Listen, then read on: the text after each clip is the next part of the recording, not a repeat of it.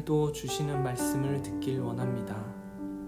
모두 다른 상황 속에서 하나님의 자녀됨을 온전히 누리는 하루가 되길 원합니다.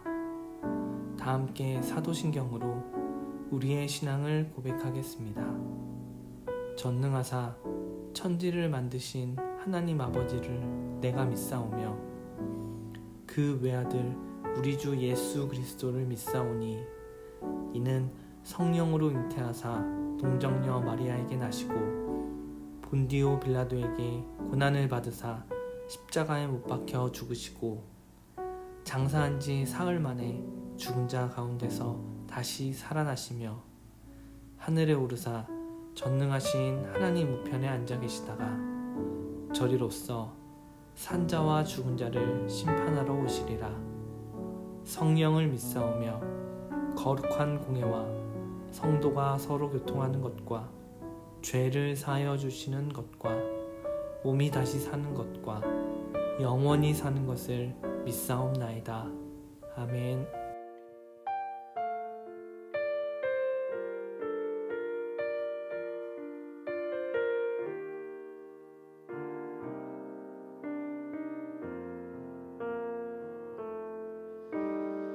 누구나 무거운 짐을 지고 가는 길 아무도 끝을 알 수 없네. 사랑의 노래는 점점 희미해지고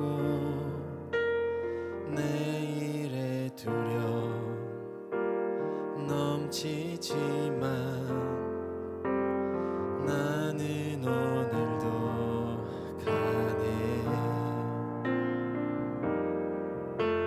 사랑의 주님이 나를 부르신 그 길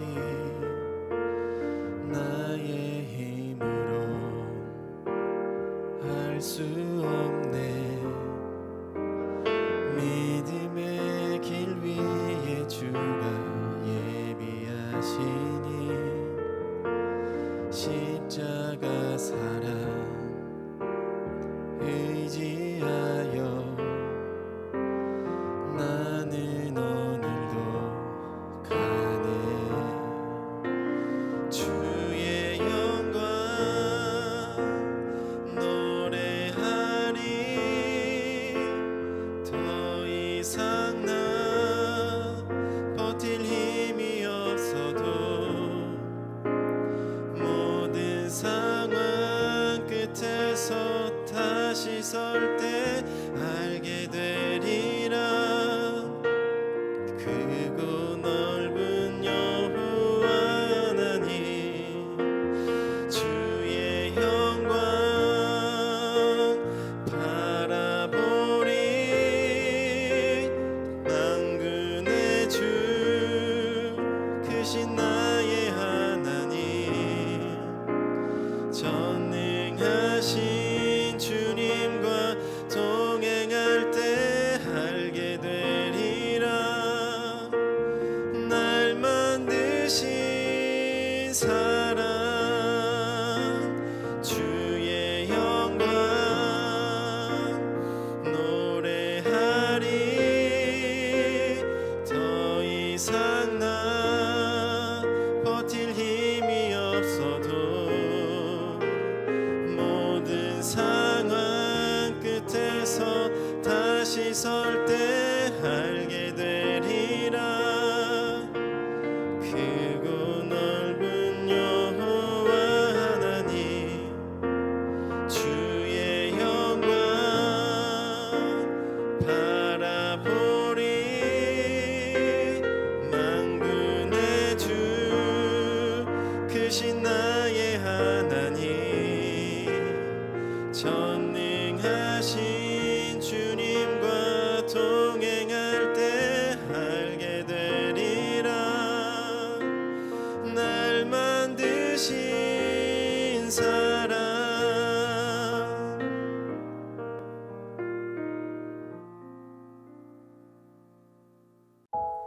오늘 우리가 함께 나눌 말씀은 예레미야 23장 1절에서 8절 말씀입니다. 여호와의 말씀이니라.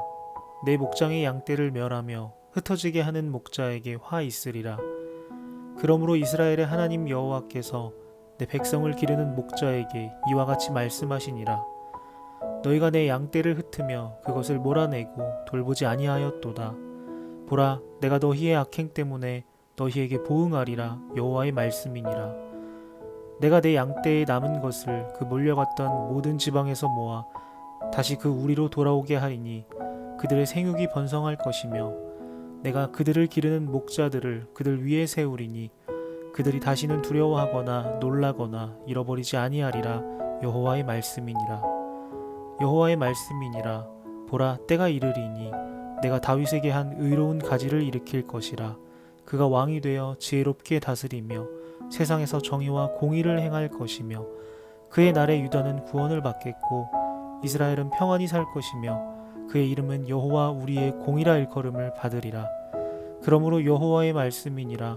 보라, 날이 이르리니 그들이 다시는 이스라엘 자손을 애굽 땅에서 인도하여 내신 여호와의 사심으로 맹세하지 아니하고 이스라엘 집 자손을 북쪽 땅 그 모든 쫓겨났던 나라에서 인도하여 내신 여호와의 사심으로 맹세할 것이며 그들이 자기 땅에 살리라 하시니라. 아멘. 반갑습니다. 오늘 예레미야 23장 1절부터 8절을 중심으로 흩어짐이라는 주제의 말씀을 함께 나누겠습니다.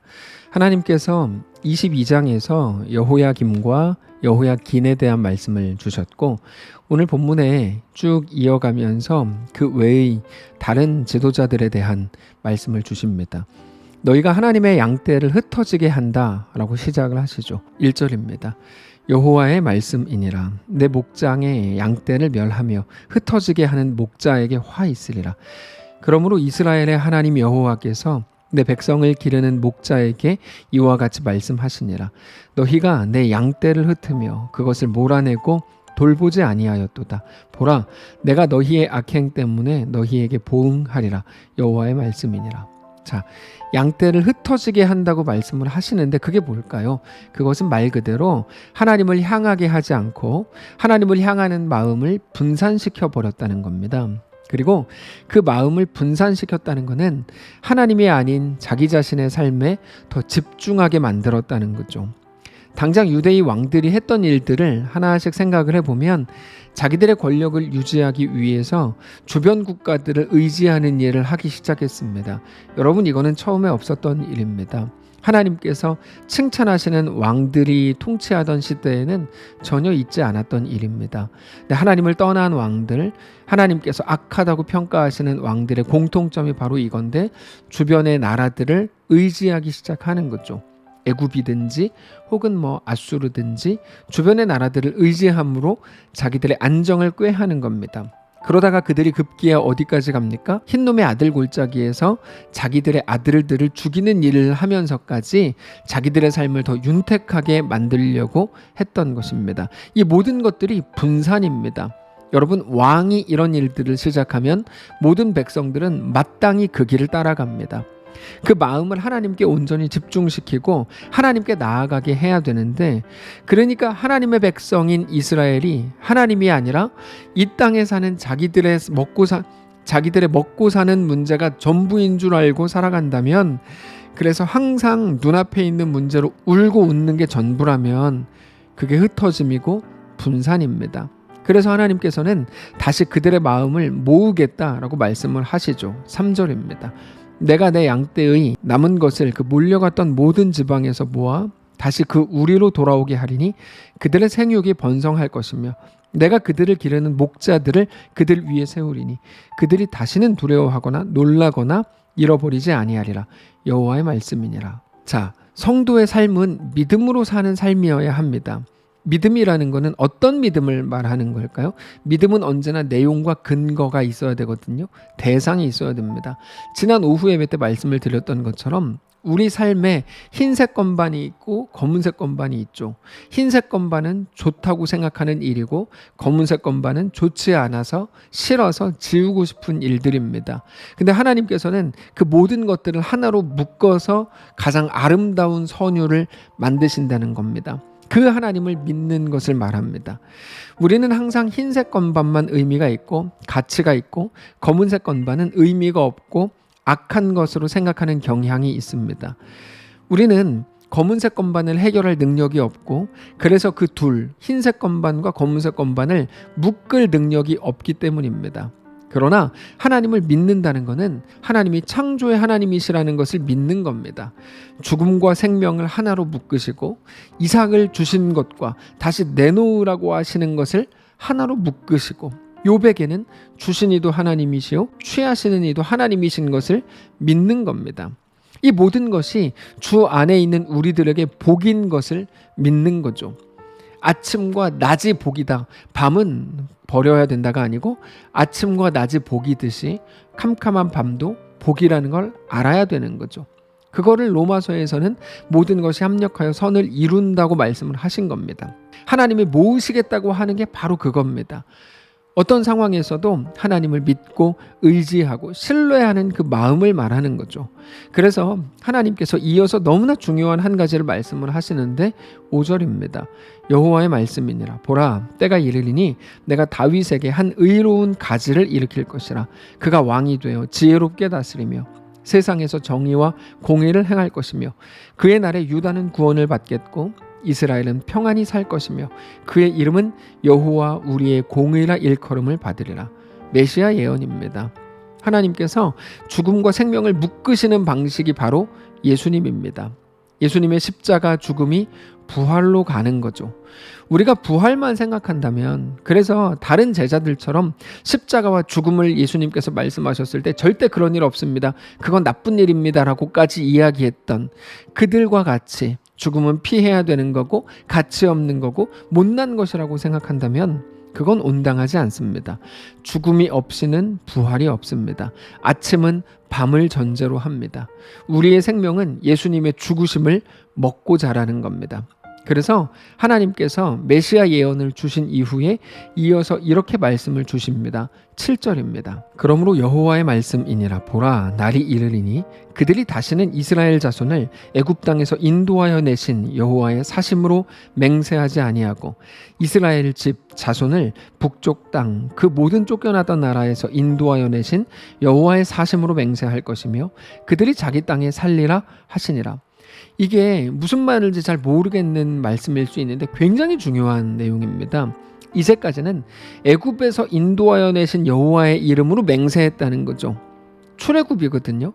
근데 이제까지 너희가 출애굽하신 하나님의 이름으로 맹세했다면 이제는 새로운 출애굽을 말씀하세요. 새로운 출애굽을 인도하신 여호와의 이름으로 맹세하게 될 거다. 그게 7절과 8절입니다. 새로운 출애굽.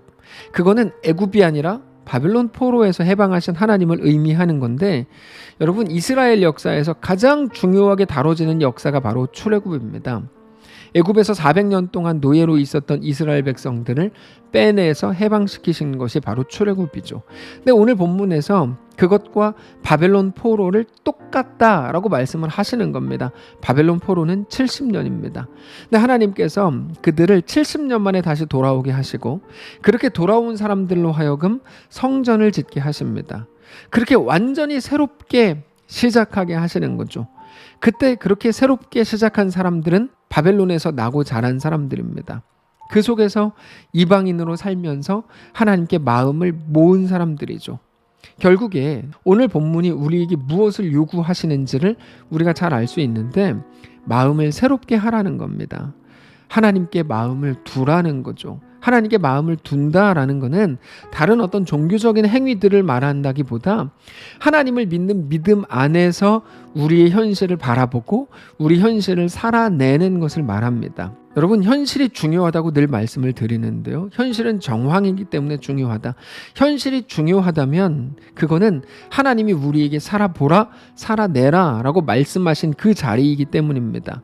동시에 우리가 하나님의 말씀을 명령으로 받아서, 도전으로 받아서, 요구로 받아서 그 속을 정말로 성도로 살아가려고 할 때, 십자가의 길을 가려고 할 때 하나님께서 어떻게 하신다고요? 내 이름으로 너희가 무엇을 구하든지 내가 다 이루어준다고 말씀을 하시잖아요. 요한복음에서. 바로 그거죠. 우리 현실 속에서 내가 십자가의 길을 가겠습니다. 근데 용기가 안 납니다. 나에게 힘을 주십시오 라고 기도할 때 하나님은 그 속에서 놀랍게 일하신다라는 겁니다. 그러므로 우리 삶의 현장은 무엇이죠? 하나님이 놀랍게 일하시는 현장이 되는 거죠. 그렇지 않다면 우리가 우리 현실 속에서 그렇게 하나님의 사람으로 살아내려고 하는 어떤 노력이나 어떤 마음을 모으는 것도 없이 그저 이 땅의 전부인 줄 알고 유다의 왕들처럼 살아간다면 우리 현실은 그들과 같이 완전히 무의미한 것이 되고 말 것입니다. 단지 현실에 푹 빠져서 그게 전부인 줄 알고 그거를 이 땅에서 막 지켜내고 더 많이 발전시키는 게 우리의 사명이고 우리의 삶이라고 생각한다면 그건 우리를 결국 망하게 이끌어가는 것이죠. 사랑하는 성도 여러분, 우리의 삶을 오늘 확인하시기를 바랍니다. 우리의 삶이 오직 하나님께 속한 것임을 고백하십시오. 그래서 우리는 어떤 연약함, 어떤 불만족스러운 우리의 현실 속에서도 우리가 주 안에 있음을 깨닫고 하나님이 모든 것을 하나로 묶어서 합력하여 선을 이루시는 분인 것을 깨달아 오늘 또다시 하나님께 그렇게 우리의 마음을 모으는 거룩한 성도들 되시기를 바랍니다. 기도합시다. 살아계신 하나님, 마음이 분산돼 있었던 것이 무엇 때문입니까? 우리 앞에 여러 가지 사건이 많기 때문입니까? 현실이 만만치 않기 때문입니까? 아니요. 오늘 하나님에 대한 믿음을 확인하고 점검하기를 원합니다. 우리의 삶에 있는 모든 현실과 우리 삶의 모든 현장들을 하나님께 가지고 나아가서 하나님, 내가 그 속에서도 십자가의 길 걷겠습니다. 그 속에서도 성도로 살아보겠습니다. 고백하며 나에게 다만 힘을 주십시오 라고 고백하고 그렇게 하나님께 모든 현실 속에서 마음을 모아 주님과 믿음으로 동행하는 귀한 우리의 삶을 살아내도록 역사해 주시옵소서. 예수님의 이름으로 기도합니다. 아멘. 사랑하는 성도 여러분, 하나님께서 오늘 하루를 우리에게도 허락하셨습니다. 믿음을 가지고 오늘 말씀을 붙드시고 우리 마음을 주님께 또 모으는 귀한 우리의 날들 되시기를 축복합니다.